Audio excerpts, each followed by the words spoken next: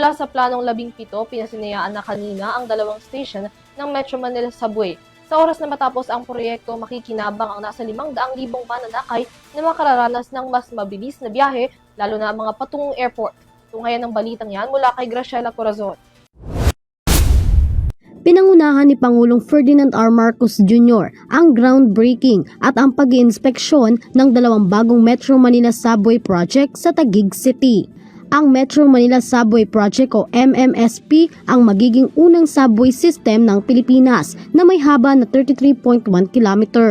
Inaasahang humigit kumulang 500,000 na pasahero araw-araw ang kayang isakay nito at magkakaroon ng end-to-end na maglalakbay ng 46 minutes.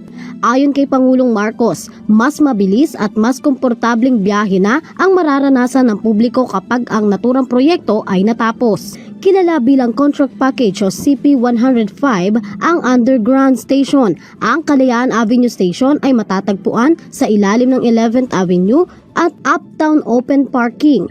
At ang BGC Station naman na matatagpuan sa kahabaan ng McKinley Parkway sa pagitan ng Serendra at Market Palengke. Ang parehong mga istasyon ay matatagpuan sa loob ng Bonifacio Global City o BGC Taguig City. Gagamitin ng CP105 ang tunnel boring machine o TBM para magtayo ng mga tunnel at gagamit ng cut and cover method para sa istasyon. Aabuti naman ng humigit kumulang 5 taon at 7 buwan ang pagsisimula ng konstruksyon ng proyekto.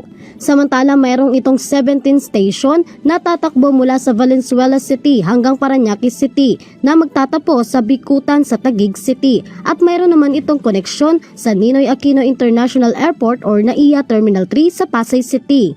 Ang proyektong yan ay pinondohan ng Japan International Corporation Agency sa ilalim ng isang loan agreement. Para sa EuroTV News, Graciela Corazon, sumasaludo sa bawat Pilipino.